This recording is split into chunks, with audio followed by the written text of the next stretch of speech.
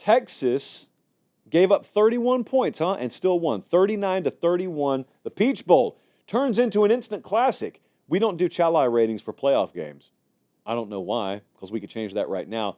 But if I were to do a Chalai rating, this, you could argue, was a 5 Chalai classic. And I felt very weird watching it. And I know I'm not alone here, because I've talked to a couple of you in my trip home, a.k.a. some of you on the flight had watched the game and you had things to say about it.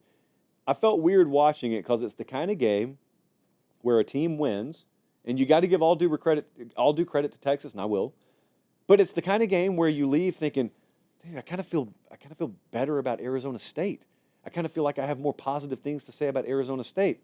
I kind of think that sometimes Mima's old adage rings true, and that is that losers never win, but winners sometimes lose. Arizona State is a winning program that just lost yesterday, and you needed your stars to play an A-level game, and Cam Scadaboo has like the stat line of the century, 30 carries, okay? So just toted the ball 30 times for 143. He caught it 8 more times for 99. He had a 42-yard touchdown pass, 39 touches. It got the MVP award and they lost. Unbelievable. Okay, so I thought when Texas went up 14-3 that the game was over. I think many of you thought that. You had the deep pass, and then you had the special teams play, and I'm just thinking, because I'm standing on the field in the Rose Bowl, and by the way, what a setting to watch a game. I'm not saying it's a screen that's the size of Jerry World or anything, but you're sitting in the actual Rose Bowl. They haven't opened the gates to the public yet, and you are just watching, and it's like the best theater in the world. It's great. Concessions not open. It's the only downside. But you're watching it. It goes up 14-3, and I remember I was telling Gelby, who has produced for us on the road for a long time, I said, here we go again. And he agreed, for the record. And no, it was not that. And so Texas, I thought, needed about a B to a B-plus level performance from Quinn Ewers. It turns out they could not run the ball. And it turns out they needed Quinn Ewers' A-level game. Fortunately, they got it. Now, it's not a stat line to end all stat lines, but Quinn Ewers hasn't been elite all year. So 20 of 30 for 322, 3 touchdowns, including that throw in overtime, that's big time. I have questioned the lack of use of Arch Manning, but there's a reason. There's a reason why Sark's loyal to that guy, because he feels like he gives him the best chance to win.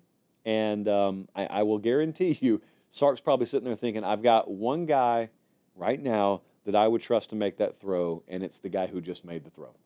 So he needed it. They needed every bit of it. I can't believe this game went to overtime. I really can't believe it.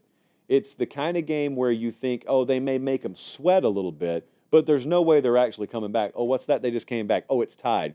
Joe Tess just dialing it up to 1,000,000. Joe Tess throwing 103-degree heat on the black.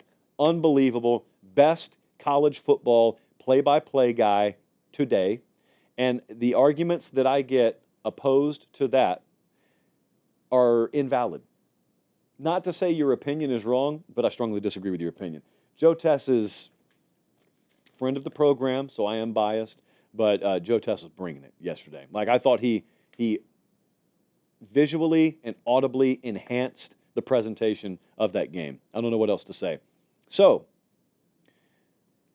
I watched the outcome, and I'm watching it in bits and pieces. This was a game where I could not watch the whole thing, because remember, so here was my experience yesterday. We had the attack in New Orleans in the morning. We are at the Rose Bowl, and then you've got all kind of rumors about what is and isn't happening with the kickoff of the Sugar Bowl. And so we're having to go on air. We're having to do live hits. Not to mention we're doing pregame live hits leading up to the Rose Bowl. So, I'm holding the mic in my hand. I'm trying to watch the game on the big screen, but I'm getting bits and pieces of it. So I get to the end of the game. I watch the end. I know that Texas has just won, but I'm not aware of how wild this box score looks. So we have padlock stats on the show, but we also have bad luck stats. A padlock stat is a stat that would have told you everything you needed to know if you knew it before the game happened. A bad luck stat is the kind of stat that would have fooled you into losing money betting on a game. This was like the bad luck stat game of the year. Arizona State, 5'10 to 375 yardage edge. They outrushed Texas 214 to 53. This is mind-boggling. They had a 15-minute time of possession edge, which doesn't really matter. I just throw that stat in there because I know it drives some people crazy. They ran 97 plays. Texas ran 60. They got 3 sacks and 8 tackles for loss. This was a team that was in the 120s in quarterback pressure. They got to Quinn Ewers 3 times on the ground, 8 more times tackles for loss. Texas defense allows a season high in points, and Texas had 10 penalties and 2 missed field goals. All that happened in the same game, and Texas found a way to win. How? And then we've got the whole targeting thing. I'll give you my take on that. A lot of you were asking about that. And we got a lot of people watching live, by the way, including many for the first time. Please subscribe to the channel. It's that easy. You just click, and then you forget. It's like a Ronco grill. You set it, and then you forget it. You click it, and you forget it. And it helps us, and it doesn't cost you anything. We appreciate it. So the targeting call, it probably changed the outcome of the game. I struggle on this because I struggle with how targeting is enforced in college football. So targeting right now is broken. It's been broken for a while. It's broken because it's not properly worded and it's not properly structured. There should be tiers. There should be levels of targeting, but there isn't. It's just black and white. It's just is it or is it not? So either it is and it's 15 yards and you're out of the game, just the stupidest thing we do, well, among the stupidest things we do, or it's not targeting. That's it. There's no other option. So it doesn't matter if you were accidental or malicious with the hit. I could go out there and just play hard and you lower your body at the last moment. Unfortunately, I make contact with your head.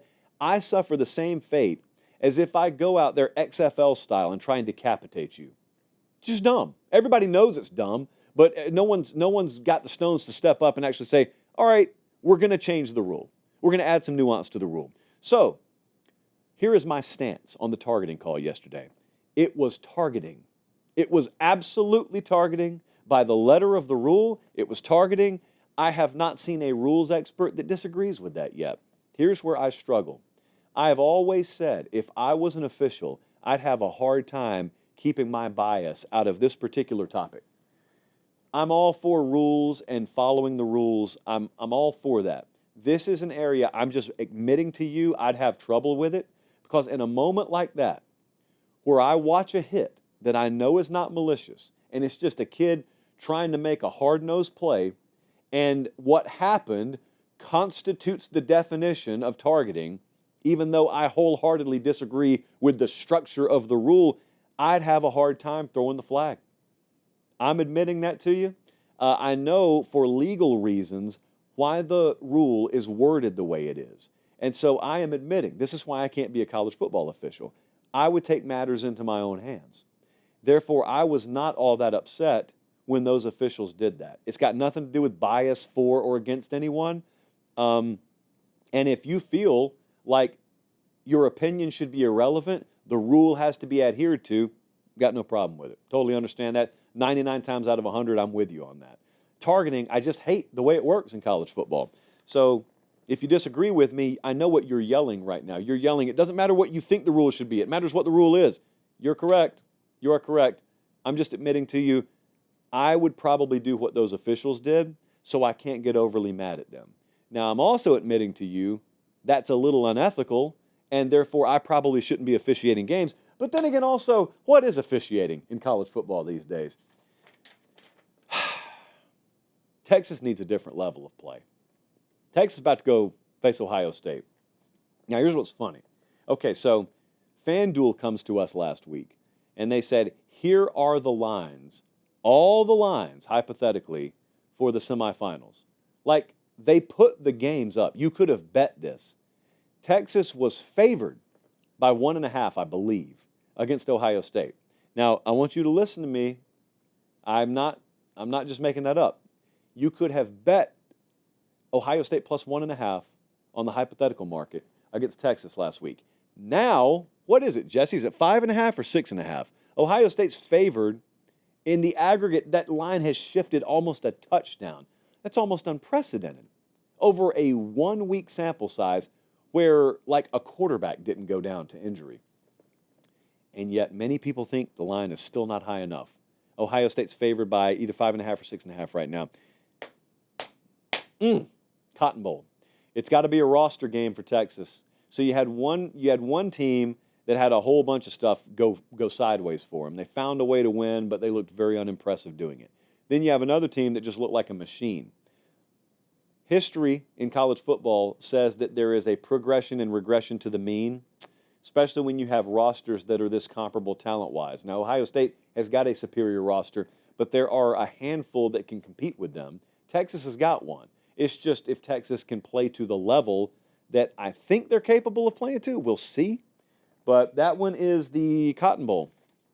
So Texas, they get it in their home state. And I have it on good authority that many a Longhorn fan forsook a trip to Atlanta because they were saving up for a trip to Dallas. That's a drive versus a flight, as you know. It's a moment of truth for that program. It's a moment of truth for Sark, for Quinn Ewers, because they are going to have a tough time moving the ball against Ohio State, period. If they can't run it, they will not move the ball against Ohio State. I got all the respect in the world for Steve Sarkisian, but man, that's going to be a tough, tough task.